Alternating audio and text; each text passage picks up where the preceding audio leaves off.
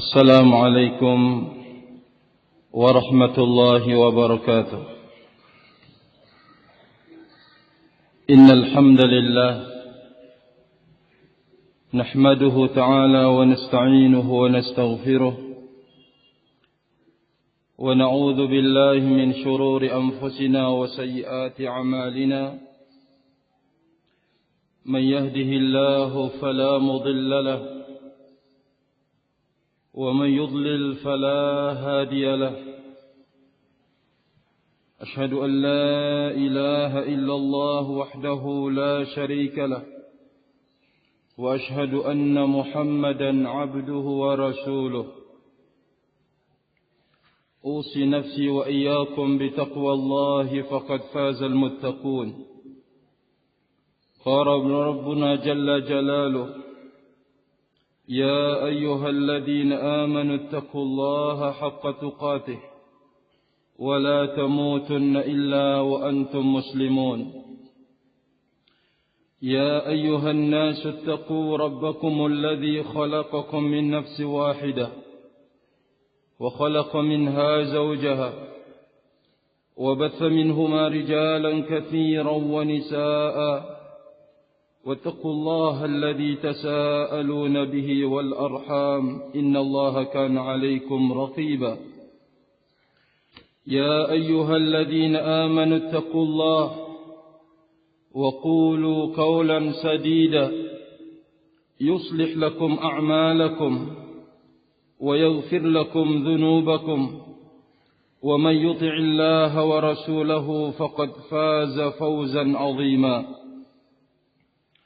فإن أصدق الحديث كتاب الله وخير الهدي هدي محمد صلى الله عليه وعلى آله وسلم وشر الأمور محدثاتها فإن كل محدثة بدعة وكل بدعة ضلالة وكل ضلالة في النار. أعاذني الله وإياكم من النار.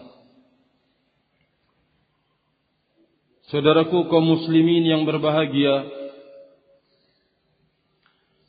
puji syukur kita panjatkan kepada Allah Subhanahu wa taala atas berbagai limpahan karunia dan nikmat-Nya, keluasan anugerah-Nya, sampai pada tahun ini kita bisa menunaikan salah satu amanat dan kewajiban yang besar, yaitu melaksanakan daurah ilmiah yang dibimbing oleh ulama-ulama ahli sunnati wal jamaah. Semoga Allah Rabbuna Jalla wa'ala memberkahi hal ini kepada kita semuanya, dan untuk menambah kebaikan yang lebih baik daripada tahun-tahun sebelumnya. Harapan kita kepada Allah Rabbuna Jalla wa'ala semakin dekatnya dan didekatkan oleh Allah dengan kebaikan melalui jalur ilmu ini, semakin terang dan nampak jelas jalan yang akan mengantarkan kita kepada surganya Allah Subhanahu wa ta'ala, dan jalan yang akan menamengi kita dari neraka. Cukup menggembirakan kita segenap saudara kami kaum muslimin. Hadits Nabi Yuna sallallahu alaihi wa ala alihi wasallam, "Man yuridillahu bihi khairan yufaqihu fid din." Barang siapa yang Allah menginginkan padanya kebaikan, Allah membukakan padanya segala perbendaharaan kebaikan. Maka Allah Rabbuna Jalla wa'ala memberikan taufik kepadanya untuk mendalami, mengkaji dan memahami agamanya, kata Rasulullah sallallahu alaihi wa ala alihi wasallam. Semoga ini merupakan jembatan ke arah demikian, dan untuk kemudian semakin kokohnya kita di atas kebenaran yang kita berada padanya, rahimani wa rahimakumullah jami'an. Bahkan Nabiuna alaihi salatu wassalam juga mengatakan, "Man salaka tariqan yaltamisu fihi ilma, sahalallahu bihi lahu tariqan ilal jannah." Barang siapa yang menempuh jalan dalam rangka mengkaji ilmu agama, niscaya Allah Rabbuna Jalla wa Ala akan memudahkan dengannya jalan menuju surga, kata Rasulullah sallallahu alaihi wa ala alihi wasallam. Rahimani wa rahimakumullah jami'an. Para sahabat Nabi ridwanullah alaihim ajma'in bisa meraih dengan mudah jalan menuju surga dan meraih surga itu sendiri, dan terselamatkan dari jalan menuju neraka dan yang ke arah neraka itu sendiri, karena ilmu yang ditimba dari lisan Nabi kita Muhammad sallallahu alaihi wa ala alihi wasallam. Kesempatan ini rahimani wa rahimakumullah merupakan taufik dari Allah Rabbuna Jalla wa Ala bagi segenap ahlus sunnati wal jamaah. Maka kita harus memanfaatkannya dan mengambil faedah yang lebih banyak dari tahun-tahun sebelumnya. Hafizani wa hafizakumullahu jami'an. Segenap saudara kami kaum muslimin, melalui majlis ini saya mengajak untuk membaca sebuah risalah yang ditulis oleh salah seorang dari ulama ahli sunnah wal jamaah, yaitu Syekh Zaid bin Muhammad bin Hadi al-Madkhali hafizahullah ta'ala, dengan judul Asbabu Istiqamati Syababi wa Bawa'ithu Inhirafihim. Sebab-sebab istiqamah yang didapatkan oleh seorang pemuda atau para pemuda, dan pendorong untuk kemudian mereka menyimpang dan menyeleweng. Rahimani wa rahimakumullahu jami'an. Sebelum barakallahu fikum kita memulai, saya mengingatkan diri saya sendiri dan segenap ikhwani rahimani wa rahimakumullah dengan sesuatu yang besar dalam kehidupan kita setelah dianugerahkan untuk memeluk agama Islam ini. Allah Rabbuna Jalla wa Ala telah membuka dan meluaskan nikmat-nikmatnya, untuk kemudian mari kita bersama-sama,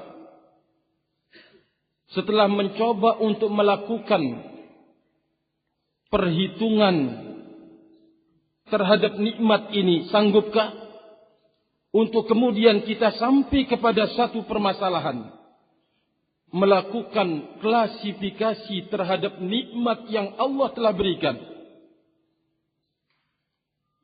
Terkait dengan perhitungan nikmat, Allah Rabbuna Jalla wa Ala telah menjelaskan ketidaksanggupannya kita untuk menghitung nikmat Allah Rabbuna Jalla wa Ala yang amat sangat luas ini. Namun kita mencoba setelah tidak sanggupnya kita untuk mengkalkulasikan nikmat Allah ini, kita mencoba untuk mengklasifikasikannya. Nikmat yang manakah paling berharga di dalam hidup? Nikmat yang manakah paling mulia di dalam hidup? Yang paling berharga, yang paling menguntungkan, yang akan menyelamatkan, untuk kemudian kita meletakkan sebuah sikap yang agung dan mulia pula terhadap nikmat yang agung dan mulia tersebut, setelah kita mencoba untuk mengklasifikasikan dari nikmat-nikmat yang kita tidak sanggup untuk menghitungnya. Yaqulu Rabbuna subhanahu wa ta'ala, "Fama bikum min ni'matin famin Allah." Tiadalah kalian itu berada dalam sebuah nikmat, melainkan datangnya dari Allah Rabbuna Jalla wa Ala. Bahkan Allah Rabbuna Jalla wa Ala yaqul, Wa in ta'uddu ni'matallahi la tuhsuha. Jika kalian mencoba untuk menghitung nikmat-nikmat Allah, kata Allah Rabbuna Jalla wa Ala sendiri, kalian tidak akan sanggup. Artinya luasnya nikmat Allah Rabbuna Jalla wa Ala terhadap hambanya. Sehingga kalau kita mau bandingkan antara perintah Allah dengan nikmat yang diturunkan kepada hambanya, aduhai betapa ringannya permintaan Allah Rabbuna Jalla wa Ala dari hambanya. Namun bersamaan dengan itu, kenapa permintaan yang ringan ini amat sangat berat untuk dipikul? Amat sangat sulit untuk diwujudkan. Padahal kita telah mendapatkan uluran nikmat yang amat sangat besar dari sisi Allah Rabbuna Jalla wa Ala. Padahal dari perintah yang ringan ini dan mudah ini, itulah sebagai puncak kesyukuran seorang hamba kepada Allah Rabbuna Jalla wa Ala. Namun sekali lagi, betapa beratnya untuk mewujudkannya. Rahimani wa rahimakumullahu jami'an. Mari kita mencoba untuk melakukan klasifikasi terhadap nikmat yang banyak dan luas ini yang telah diturunkan oleh Allah Rabbuna Jalla wa Ala bagi hamba-hambanya. Seseorang jikalau memiliki nikmat dari sisi duniawi, dia akan mencoba untuk mengklasifikasikan mana nikmat yang paling menguntungkan, mana nikmat yang paling banyak mendatangkan laba, membahagiakan, menyenangkan, untuk kemudian dia berusaha mempelajarinya, berusaha menjaganya, berusaha melindunginya, bahkan berusaha mendalaminya untuk bagaimana nikmat dunia ini akan bisa berkembang sampai kemudian akhir hayatnya. Rahimani wa rahimakumullah jami'an. Sekarang mari kita mencoba. Di antara sekian anugerah nikmat yang diberikan oleh Allah Rabbuna Jalla wa Ala, kita akan menemukan ternyata dari nikmat yang paling besar di dalam hidup ini, kita akan menjumpai apa yang dijelaskan oleh Allah Rabbuna Jalla wa Ala di dalam firman-Nya. Al-yawma akmaltu lakum dinakum wa atmamtu alaikum ni'mati wa raditu lakumul Islam dina. Pada hari ini, kata Allah Rabbuna Jalla wa Ala, telah kusempurnakan atas kalian agama kalian dan telah kucukupkan atas kalian nikmat kalian, dan aku ridha bahwa Islam itu sebagai agama kalian. Dari ayat ini kita mengambil sebuah pelajaran penting. Ternyata Islam itu merupakan nikmat dari Allah Rabbuna Jalla wa Ala yang telah diistimewakan kesempurnaannya sendiri olehnya. Al-yawma akmaltu lakum dinakum. Setelah itu ditutup oleh Allah Rabbuna Jalla wa Ala dengan kalimat ridha. Apakah ada setelah ini nikmat yang paling besar? Atau sifat yang paling agung? Wa raditu lakumul Islam dina. Dan aku ridha bahwa Islam itu sebagai agama kalian. Kita menemukan bahwa ternyata Islam ini dan berpegang dengan tuntunan dan syariatnya merupakan sebuah nikmat yang paling agung dan mulia dalam kehidupan pribadi muslim dan muslimah rahimani wa rahimakumullahu jami'an. Setelah kita menemukan hal ini, mari kita melihat keagungan nikmat ini. Yang pertama, dari sisi keagungannya yaitu Allah Rabbuna Jalla wa Ala, di tangannya lah hak pemberian nikmat ini dan diberikan kepada hambanya siapa yang Allah Rabbuna Jalla wa Ala kehendaki. Allah Rabbuna Jalla wa Ala mungkin dari sisi makan, orang kafir menikmatinya, orang muslim menikmatinya, mukmin, fasik, fajir dan seterusnya menikmatinya. Tapi coba kita mengkaji tentang nikmat yang agung dan besar ini. Allah Rabbuna Jalla wa'ala mengaitkan pemberian nikmat ini sesuai dengan kehendak Allah Rabbuna Jalla wa'ala. Karena keagungan dan kemuliaan. Yang kedua, yang mendapatkan nikmat dengan nikmat yang besar ini, tidak semua manusia rahimani wa rahimakumullah. Namun Allah Rabbuna Jalla wa'ala memilih dari mereka. Bahkan Allah mengkhususkan lagi pilihannya. Amat sangat sedikit orang yang mendapatkan nikmat untuk kemudian berpegang dengan agama Allah Rabbuna Jalla wa'ala. Sekarang kita telah sampai ke usaha untuk mengklasifikasikan ini. Apa yang harus kita perbuat terhadap nikmat yang agung dan besar ini rahimani wa rahimakumullah? Kita kembali melihat tentang bagaimanakah nikmat ini agung dan mulianya, ditambah tentang mahalnya di masa Nabi kita Muhammad sallallahu alaihi wasallam. Di awal-awal Islam, bersamaan dengan itu, Nabi kita Muhammad sallallahu alaihi wasallam harus menghadapi keluarga-keluarga beliau terdekat. Tidak hanya sebatas itu, mereka adalah pimpinan-pimpinan kekufuran rahimani wa rahimakumullah.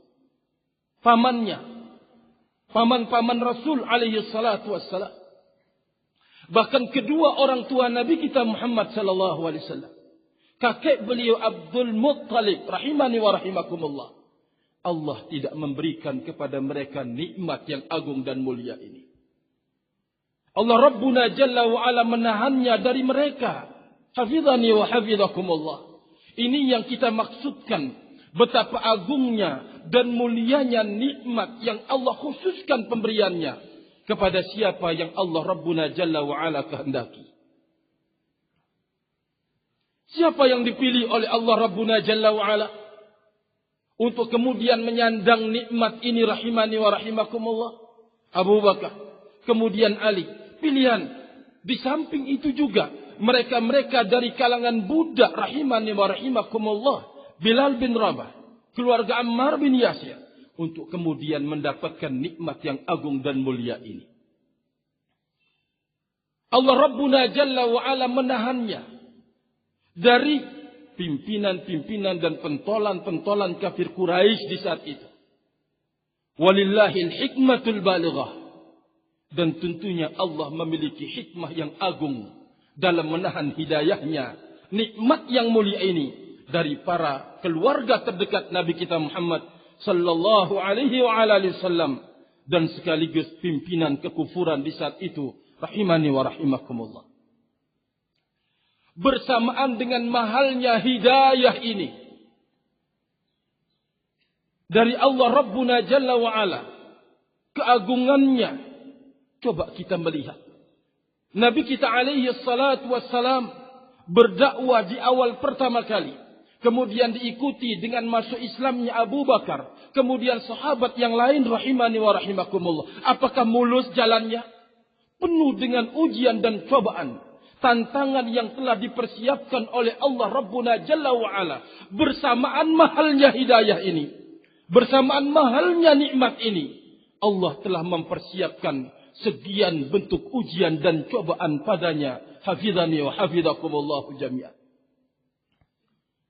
Mereka harus mengarungi laut untuk hijrah ke negeri Habasyah rahimani wa rahimakumullah.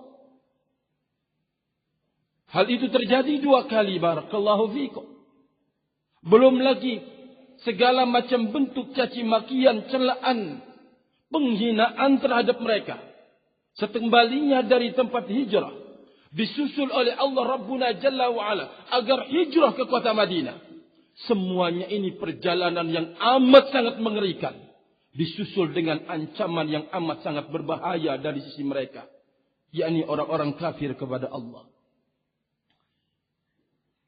Ujian yang dahsyat dan besar itu tidak menyebabkan mereka menukar nikmat yang agung ini dengan tawaran-tawaran orang-orang kafir rahimani wa rahimakumullahu jami'an.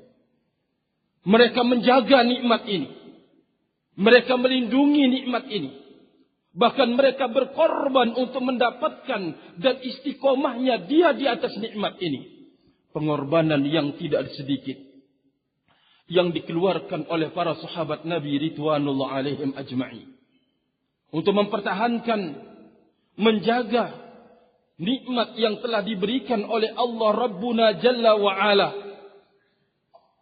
Setelah Allah Rabbuna Jalla wa'ala di masa sekarang ini memberikan kita nikmat yang serupa, banyak ujian dan cobaan yang dihadapi di jalan, memang itu merupakan sunnatullahi terhadap mereka-mereka yang telah dibagikan nikmat ini oleh Allah Rabbuna Jalla wa'ala.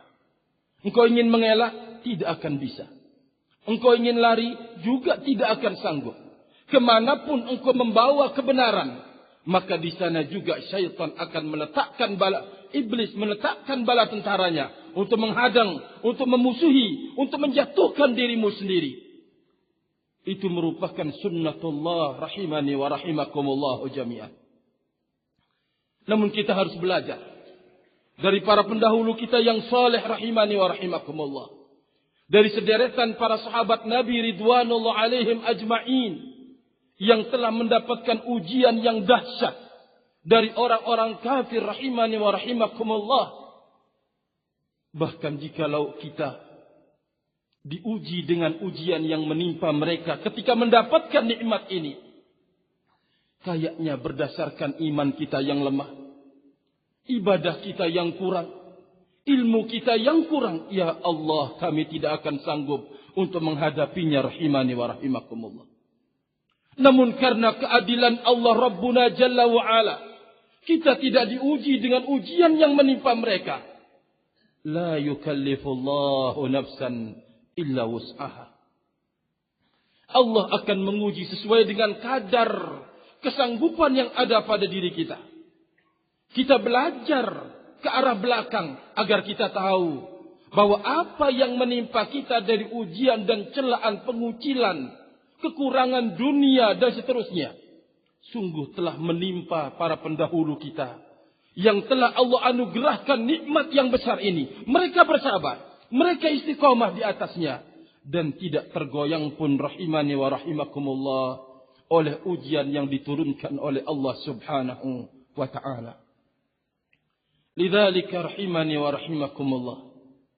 Tentunya barakallahu fikum, dengan kita mendapatkan anugerah dan nikmat yang besar pada hari-hari ini atau mungkin tahun-tahun yang akan datang atau di masa ini dan zaman ini sesungguhnya sebuah kenikmatan yang tidak boleh dihargakan oleh apapun juga.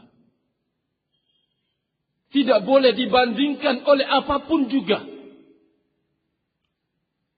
Para sahabat Nabi ridwanullah alaihim ajma'in hidup di tengahnya Nabi kita Muhammad sallallahu alaihi wasallam. Setiap segala perkara muskilah dan seterusnya, mereka mengembalikannya kepada Nabiyuna alaihi salatu wassalam. Wa kita sekarang ini jauh dari zaman Nabi alaihi salatu wassalam. Wa kengerian masa dan zaman yang kita hidup padanya, kerusakan segala-galanya. Allah Rabbuna Jalla wa'ala menganugerahkan kepada kita nikmat yang telah diberikan kepada para sahabat Nabi ridwanullah alaihim ajma'in. Tidakkah anda berbesar hati? Tidakkah anda berjiwa besar untuk kemudian memikul nikmat yang agung dan mulia ini? Hal ini akan terlihat bagaimana engkau memberikan perhatian yang dalam terhadap nikmat ini dengan engkau harus bersemangat belajar agama Allah Rabbuna Jalla wa'ala. Sebagaimana semangatnya para sahabat Nabi ridwanullah alaihim ajma'in di masa yang silam. Akan terlihat bagaimana engkau memelihara nikmat ini dari amaliyah yaumiyah, dari amalan setiap hari. Sebagaimana haula'i sahabah, para sahabat Nabi ridwanullah alaihim ajma'in mewujudkan segala apa yang ditimba dari lisan Nabi kita Muhammad sallallahu alaihi wasallam dalam wujud amaliyah rahimani wa rahimakumullah. Ketabahan, keberanian dan seterusnya Semuanya itu merupakan bentuk pemeliharaan kita terhadap nikmat yang agung dan mulia yang telah diberikan oleh Allah Rabbuna Jalla wa'ala kepada siapa yang Allah Subhanahu wa ta'ala kehendakinya. Rahimani wa rahimakumullahu jami'an. Karena banyaknya perkara yang akan menggoyangkan nikmat yang agung ini. Banyaknya ideologi, pemikiran-pemikiran yang akan merusak nikmat yang agung ini. Disinilah butuhnya kita untuk mencari jalan dan sebab-sebab agar kita bisa istiqamah di dalamnya. Rahimani wa rahimakumullah. Maka beliau Syekh Zaid hafizahullah ta'ala mengajak kita, wahai para pemuda, mencari jalan dan mengusahakan sebab-sebab yang akan bisa kita, yang akan menyebabkan kita istiqamah di atas nikmat yang agung dan besar ini. Sekali lagi, yang mendapatkannya lebih sedikit dari yang tidak mendapatkannya. Dan tentunya yang istiqamah di atasnya akan lebih sedikit dibanding dengan orang yang tidak istiqamah di atas nikmat ini. Rahimani wa rahimakumullah. Tentu harapan kita melalui majlis para ulama ini, barakallahu fikum, ulama-ulama ahlus sunnati wal jamaah dimanapun, di Indonesia, di luar negeri dan seterusnya, kita diberikan keistiqamahan oleh Allah Rabbuna Jalla wa'ala di dalam, barakallahu fikum, memelihara nikmat Allah Subhanahu wa ta'ala ini. Beliau menyebutkan beberapa sebab yang menjadikan seseorang syabab atau para pemuda itu menjadi istiqamah di atas agamanya. Bagaimana itu, barakallahu fikum? Beliau menyebutkan yang pertama, wujudul qudwatil hasanah fi hijri man ya'ishuna tahta ri'ayatihi min abin wa ummin aw man yaqumu maqamahuma bitarbiyati warri'ayati alhissiyyah wal ma'nawiyyah liqauli an-nabiy sallallahu alaihi wa ala alihi wasallam kullu mauludin yuladu ala al-fitrati fa abawahu yuhawidanihi aw yunassiranihi aw yumajjisanihi. Yang pertama, barakallahu fikum, beliau menyebutkan adanya qudwah hasanah,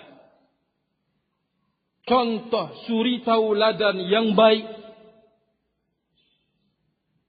dari orang-orang yang mengurusi dan memegang pendidikan dia, rahimani wa rahimakumullah. Mulai pertama kali yang harus menjadi qudwah adalah sang bapa dan sang ibu dan juga sang guru. Beliau menyebutkan, rahimani wa rahimakumullah jami'an, perkara ini, barakallahu fikum, teguran kepada kita semuanya tentunya, untuk kita sama-sama mempertanyakan pada diri kita. Sudahkah kita menjadi suri tauladan terhadap anak-anak kita? Tinggal kita menjawabnya sendiri. Seorang ibu, dia harus mempertanyakan dirinya. Sudahkah dirinya menjadi suri tauladan terhadap anak-anaknya? Seorang suami terhadap istri dan anak-anaknya. Jikalau dia adalah sebagai seorang mudarris, atau dia adalah sebagai seorang guru, atau da'i ilallah, sudahkah dia menjadi suri tauladan terhadap siapa yang dididiknya? Perkara ini tentunya besar, rahimani wa rahimakumullah. Kenapa? Karena Allah Rabbuna Jalla wa'ala telah menjadikan nabinya alaihi salatu wassalam sebagai qudwatun hasanah, sebagai suri tauladan yang baik. Bahkan Allah abadikan di dalam firman-Nya, laqad kana lakum fi rasulillahi uswatun hasanah. Suri tauladan yang baik telah ada pada diri Rasul engkau. Suri tauladan dalam apa barakallahu fikum? Dalam urusan agama dan juga dalam urusan dunia. Nabi kita alaihi salatu wassalam telah meninggalkan uswah hasanah. Tinggal kita sekarang yang akan mengkajinya, mendalaminya. Ketika itu adalah kaitannya dengan agama. Bagaimana Nabi kita Muhammad sallallahu alaihi wasallam menjadi qudwah padanya. Jikalau dalam urusan duniawi, bagaimana Nabi kita alaihi salatu wassalam menjadi qudwah, suri tauladan yang baik, rahimani wa rahimakumullahu jami'an padanya. Kesempurnaan uswatun hasanah pada Nabiina Muhammad sallallahu alaihi wasallam sesungguhnya yang harus kita kaji dan dalami rahimani wa rahimakumullah.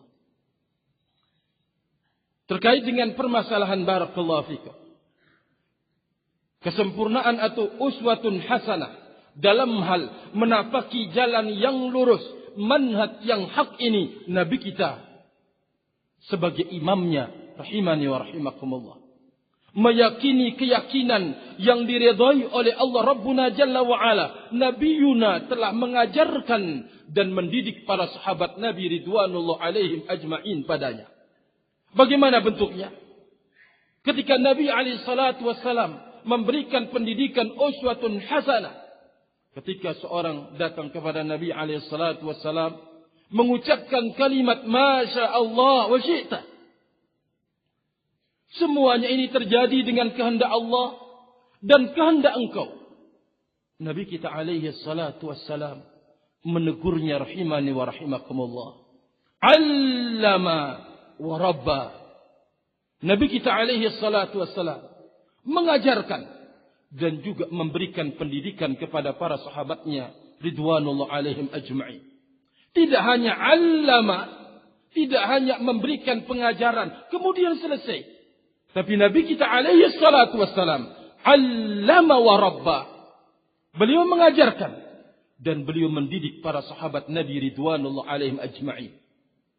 Pendidikan baik dengan ucapan dan pendidikan baik dengan amaliyah yang dicontohkan oleh Nabi kita Muhammad sallallahu alaihi wa ala alihi wasallam. Terkait dengan permasalahan ibadah, terkait dengan permasalahan akhlak dan adab, rahimani wa rahimakumullah, kita berusaha menjadikan Nabi kita Muhammad sallallahu alaihi wasallam suri tauladan di dalam masalah ini barakallahu fikum. Karena bagaimanapun juga bahwa semurni dan seluruhnya manhaj seseorang, tidak ada jaminan untuk dia kemudian selamat dari kesalahan dan dosa. Karena tidak ada jaminan demikian, maka kita harus mencari orang yang akan bisa kita jadikan suri tauladan. Rahimani wa rahimakumullahu jami'an. Nabiuna alaihi salatu wassalam, kalau sekiranya barakallahu fikum mendapatkan kenikmatan, kelurusan hidup, Allah memerintahkan dia untuk bersyukur, bertasbih dan seterusnya. Ketika barakallahu fikum kaitannya dengan kekeliruan dan kesalahan atau dosa, Nabi kita alaihi salatu wassalam telah mencontohkan dan mengajarkan bagaimana cara kita meminta ampun kepada Allah Rabbuna tabaraka wa ta'ala. Dan begitu seterusnya rahimani wa rahimakumullah. Maka oleh karena itu Allah Rabbuna Jalla wa Ala telah menjadikan Nabinya alaihi salatu wassalam suri tauladan melalui pintu ini, atau di dalam urusan agama dan juga kaitannya dengan permasalahan duniawi. Kembali kita bertanya, wahai segenap para da'i atau kita sendiri, sudahkah anda menjadi suri tauladan terhadap barakallahu fikum anak didik anda? Sudahkah hal itu? Jikalau belum, mari kita belajar. Mari kita merubah. Mari kita mendidik diri kita sendiri. Hafidhani wa hafidhakumullah. Maka oleh karena itu, jadilah engkau uswatun hasanah buat diri engkau dari diri engkau sendiri, sebelum engkau menjadi qudwatun hasanah terhadap orang lain rahimani wa rahimakumullah. Bagaimana caranya untuk kita bisa menjadi qudwah hasanah buat diri kita sendiri. Sebelum kita menjadi qudwatun hasanah terhadap orang lain, kita jadikan Nabi kita alaihi salatu wassalam sebagai qudwah hasanah di dalam barakallahu fikum berperilaku dan seterusnya.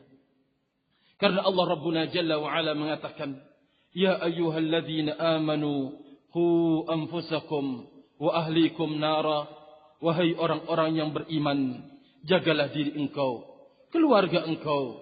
Kata Allah Rabbuna Jalla wa Ala, hafizani wa hafizakumullahu jami'an.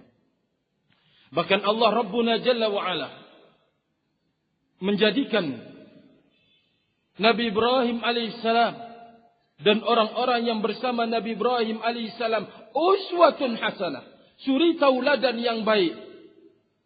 Dalam hal apa? Allah subhanahu wa ta'ala menyebutkan salah satu di antaranya ketika seorang muslim harus berhadapan dengan kekufuran, dengan kesyirikan, atau dengan orang-orang yang melakukan kekufuran dan kesyirikan. Qad kanat lakum uswatun hasanatun fi Ibrahim walladzina amanu ma'ahu. Dan sungguh ada dan telah ada pada diri Nabi Ibrahim alaihissalam dan orang-orang yang beriman bersamanya suri tauladan yang baik. Bahkan Allah Rabbuna Jalla wa Ala mengumumkan, laqad kana lakum fihim, dan sungguh telah nampak dan jelas pada mereka-mereka itu, para nabi, uswatun hasanah, suri tauladan yang baik. Hafidhani wa hafizakumullahu jami'an. Tidak cukupkah kita barakallahu fikum dengan ayat-ayat Allah Rabbuna Jalla wa Ala ini untuk kita memulai menjadi qudwah hasanah buat diri kita sendiri pertama kali, rahimani wa rahimakumullah. Buat istri dan anak kita, buat keluarga kita. Bagaimana caranya? Ikuti langkah Nabi kita Muhammad sallallahu alaihi wa ala alihi wasallam. Bagaimana engkau harus berhadapan dengan orang jahil, orang yang tidak mengerti ilmu, mengerti sunnah. Ada suri tauladannya dari Nabi kita Muhammad sallallahu alaihi wa ala alihi wasallam. Maka ketika hilang suri tauladan inilah yang sering menggoyangkan para pemuda dan bahkan yang sering menimbulkan fitan di tengah mereka, rahimani wa rahimakumullah. Kenapa barakallahu fikum? Karena murid akan bisa menilai sang ustaz atau sang guru atau sang dai, atau anak akan bisa menilai sang bapak. Bapak tidak bisa menjadi qudwah hasanah, ummi tidak bisa menjadi qudwah hasanah. Apa yang anda akan katakan, rahimani wa rahimakumullah? Padahal khitab, arahannya itu terarahkan kepada engkau, wahai sang bapak, wahai sang ibu, wahai sang da'i, dan seterusnya, rahimani wa rahimakumullah. Maka barakallahu fikum, tidak adanya qudwah hasanah, suri tauladan yang baik dari seorang pembimbing, seorang pembina, seorang murabbi, seringnya menyebabkan kegagalan para pemuda untuk mendapatkan istiqomahan di atas nikmat yang agung ini. Bagaimana tidak? Dia baru datang belajar sebulan, 2 bulan. Tiba-tiba dia melihat imam melalui ucapan, imam melalui perangai, atau perilaku, akhlak, kekasaran dan seterusnya dari sang pembina, sang guru, sang murabbi. Kira-kira apa sehingga sang murid itu harus meninggalkan majelis ilmu? Tidak mau lagi karena melihat adanya qudwah sayyi'ah, rahimani wa rahimakumullahu jami'an. Maka oleh karena itu kita harus belajar akhlak dan adab, sebagaimana kita belajar manhaj, sebagaimana kita belajar akidah, rahimani wa rahimakumullah. Jangan sekali-kali kita memisahkan semuanya itu, karena Nabiyuna alaihi salatu wassalam sebagai qudwatun hasanah dalam seluruh persoalan agama. Maka rahimani wa rahimakumullah, jikalau kita menganggap bahwa permasalahan ini penting, juga ini kita menganggap bahwa permasalahannya itu penting. Kenapa barakallahu fikum? Jikalau seseorang lurus akhlak, lurus akidahnya, bagus manhajnya, tetapi dia tidak memiliki akhlak, Tapi dia tidak memiliki adab, rahimani wa rahimakumullah. Kira-kira bagaimana barakallahu fikum? Padahal manhaj itu adalah sebuah kesempurnaan agama. Padanya akidah, padanya barakallahu fikum ibadah, padanya akhlak dan adab, padanya muamalah, dan seterusnya rahimani wa rahimakumullah. Maka oleh karena itu barakallahu fikum, mari kita bersama-sama untuk menjadi qudwah terhadap diri kita sendiri, dan kemudian menjadi qudwah terhadap siapa yang kita pimpin atau yang kita bina. Hafizani wa hafizakumullah. Karena jikalau hal ini tidak didapatkan, Nabi kita alaihi salatu wassalam telah menyebutkan sebuah gambaran. Setiap anak itu lahir dalam kondisi suci. Siapa yang akan menodai kesucian ini? Siapa yang akan mengotorinya pertama kali? Barakallahu fikum. Kata Nabi Yuna alaihi salatu wassalam, yang pertama kali menodai dan mengotori kesucian ini, kedua orang tua.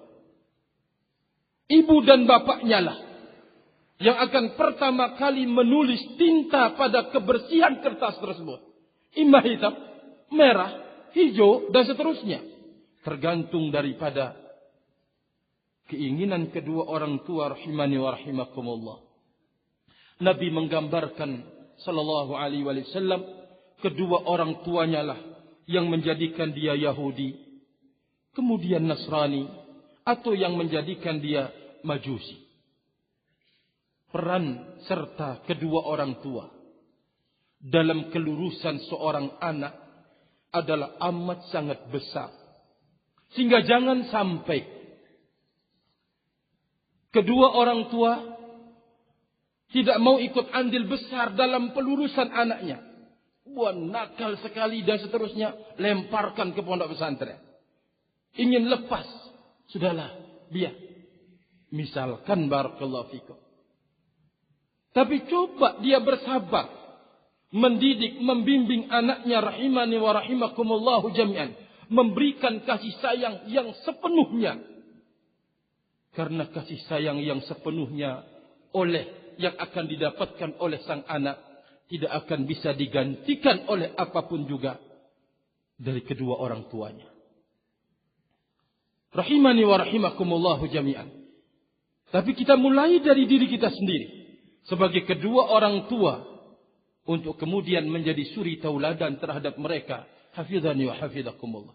Tapi jikalau kedua orang tuanya sering berdusta, kedua orang tuanya sering berkhianat, kedua orang tuanya memiliki akhlak dan adab yang jelek, adab yang rusak, rahimani wa rahimakumullah, anak ini lambat laun akan tumbuh dengan kondisi yang jelek dan rusak itu, dan akan menggantikan suatu saat posisi kedua orang tuanya. Rahimani wa rahimakumullah. Siapa yang salah? Maka sebelum semuanya itu terjadi, mari kita menjadikan diri kita sendiri sebagai suri tauladan terhadap istri dan anak kita, atau seorang istri terhadap anak-anaknya, atau seorang da'i rahimani wa rahimakumullah terhadap barakallahu fikum mad'unya. Hafizani wa hafizakumullah. Kemudian yang kedua, kaitannya dengan asbab al-istiqamah, nadhafatul manzil min wasailiz zayghi wal inhiraf. Bersihnya rumah-rumah kita dari perkara yang akan menyebabkan penyimpangan dan penyelewengan padanya. Dengan segala bentuknya, kita harus membersihkan rumah kita rahimani wa rahimakumullah dari segala perkara yang akan menyebabkan terjadinya penyimpangan dan penyelewengan. Rahimani wa rahimakumullahu jami'an. Kalau kita mau mengenal diri, subhanallah, kita akan tahu ternyata pada diri kita sendiri ini banyak atau tersimpan kecenderungan untuk berbuat maksiat kepada Allah Rabbuna Jalla wa'ala. Innan nafsal ammaratun bisu. Sesungguhnya nafsu ini selalu mengajak, seringnya mengajak banyak untuk melakukan perbuatan maksiat rahimani wa rahimakumullah. Maka oleh karena itu barakallahu fikum, apa yang kita harus perbuat? Karena jikalau kerusakan dari diri kita ini didukung dengan kerusakan dari luar, maka akan cepat terpengaruh untuk kemudian kita terjatuh dalam perbuatan maksiat. Al-Imam Ibn Al-Qayyim rahimahullahu ta'ala menyebutkan barakallahu fikum tentang faedah hadithiyah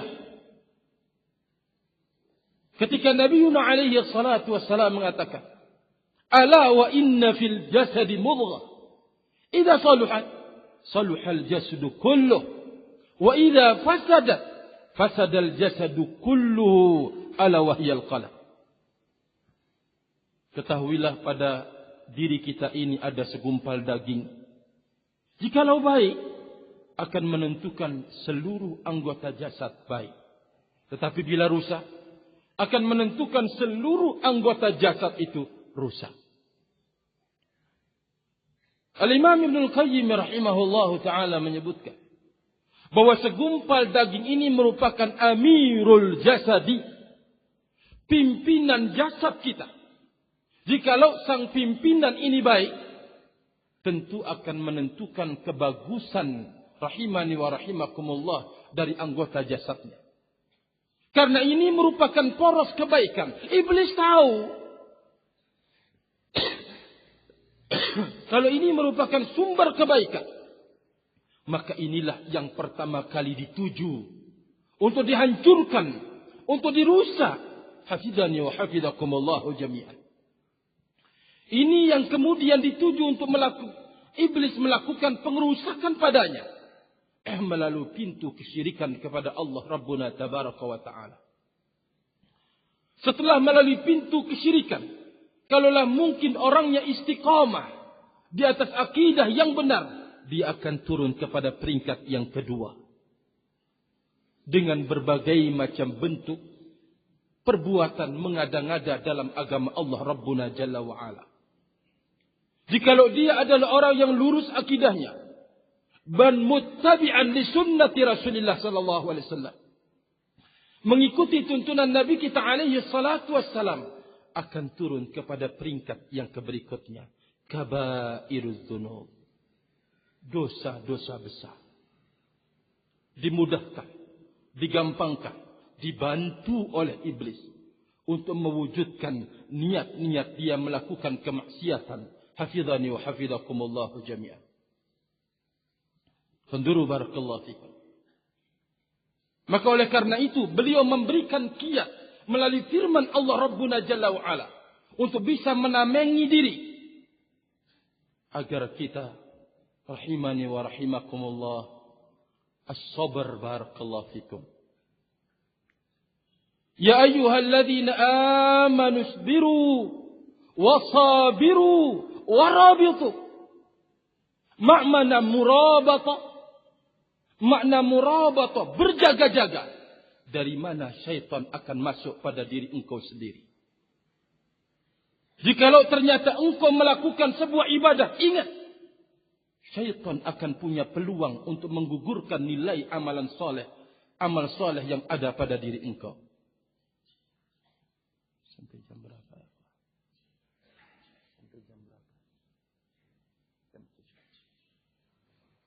Jikalau engkau melakukan amal soleh, pertama, butuh kesabaran padanya untuk membangun amal soleh ini. Yang kedua, musabarah. Engkau harus istiqamah di atas kesabaran ini. Sekarang engkau sanggup, besok engkau harus lebih sanggup lagi. Sekarang engkau sanggup, besoknya engkau sanggup, berikutnya engkau harus musabarah padanya. Mengokohkan kesabaran dan istiqamah padanya rahimani wa rahimakumullah. Setelah itu tidak hanya demikian, engkau menyabarkan diri, tetapi engkau harus murabatah. Murabatah artinya berjaga-jaga dari mana syaitan akan masuk pada dirimu sendiri. Melalui kebajikan, syaitan akan bisa berbuat. Syaitan akan bisa menggugurkan, nilai amal yang kau lakukan rahimani wa rahimakumullah? Apakah dengan dihembuskan penyakit riya? Atau setelah engkau selesai beramal, penyakit sum'ah barakallahu fikum dihembuskan padanya? Hati-hati. Apalagi kalau engkau sedang berada di pintu kemaksiatan. Jikalau engkau tidak punya murabatah, mungkin syaitan tidak bisa masuk melalui pintu engkau. Engkau punya jendela, dia akan bisa masuk melalui jendela engkau. Jikalau ternyata tertutup pintu jendela, ventilasi ada, dia akan bisa masuk melaluinya. Jikalau tertutup semuanya, akan ada lubang dan kesempatan yang terus diintai. Kapan engkau akan lengah ini? Kapan engkau lupa kepada Allah Rabbuna Jalla wa'ala? Maka dia akan masuk melalui semua pintu rahimani wa rahimakumullah. Dia akan datang dari depan, belakang, samping kanan dan samping kiri. Lalu kenapa tidak mengatakan saya datangi dari atas? Riwayat dengan sanad yang hasan dari Al-Imam Mufassir Sahabah Abdullah bin Abbas radhiyallahu anhu. Karena jikalau seseorang telah mendapatkan rahmat dari Allah, diturunkan rahmat dari Allah Rabbuna Jalla wa'ala, tiadalah sanggup syaitan untuk kemudian bisa menggoda atau barakallahu fikum mendatanginya, hafizani wa hafizakumullah jami'an. Dengan kita berusaha murabatah, berjaga-jaga. Oh, saya punya kelemahan dari sini. Harus diikat. Harus dipenjarakan. Harus dijaga. Saya punya kelemahan dari sisi ini. Ini namanya murabatah. Dia harus berjaga-jaga. Mengoreksi dirinya. Saya kalau ke rumah itu masih saya jatuh dalam kemaksiatan. Harus dijaga. Berarti ini adalah pintu untuk kemudian syaitan bermain pada peringkat yang ketiga. Saya belajar akidah, iya. Juga mencoba untuk mengikuti sunnah Nabi SAW. Naam. Mungkin yang ketiga. Kalau saya berjalan bersama orang ini, atau saya berada di tempat ini, saya banyak terjatuh dalam kemaksiatan kepada Allah. Berarti engkau harus murabatah padanya. Harus berjaga-jaga, barakallahu fikum. Karena tidak ada kesempatan dan peluang lengahnya seorang hamba kecuali akan masuk musuh kita ini, rahimani wa rahimakumullah. Kalau sekiranya dua kekuatan ini bertemu, kekuatan dari dalam diri kita, dorongan untuk bermaksiat kepada Allah, dan kemudian bertemu dengan kekuatan iblis dan bala tentaranya, kira-kira apa yang terjadi, rahimani wa rahimakumullah? Dia tidak akan malu lagi melaksanakan kemaksiatan. Manhajnya benar, akidahnya iya, ibadahnya masya Allah. Tetapi karena ada demikian, dia tidak melakukan murabatah, berjaga-jaga terhadap dirinya sendiri, menggagalkan dia, rahimani wa rahimakumullah. Lambat laun terusir dari temannya yang soleh, bergabung dengan orang-orang yang jelek. Lambat laun pindah lagi, tidak enak hidup bersama di lingkungan orang-orang yang soleh, bergabung dengan orang-orang yang jelek dan jahat. Itulah akhir dari perjalanan. Tatkala kita tidak memberikan murabatah, berjaga-jaga terhadap diri kita sendiri, rahimani wa rahimakumullah jami'an, maka yang menjadi pengikat semuanya, kata Imam Ibnul Qayyim rahimahullah, setelah engkau bersabar, engkau musabarah, engkau murabatah, maka ikatan semuanya itu, itulah taqwa Allah Jalla wa'ala. Engkau bertakwa kepada Allah Subhanahu wa ta'ala, fis sirri wal alan, baik ketika kita sendiri ataupun ketika dalam hayalak ramai, kita bertakwa kepada Allah Rabbuna Jalla wa'ala padanya. Maka inilah yang akan bisa mengekang keinginan rusak yang ada pada diri kita sendiri, rahimani wa rahimakumullah.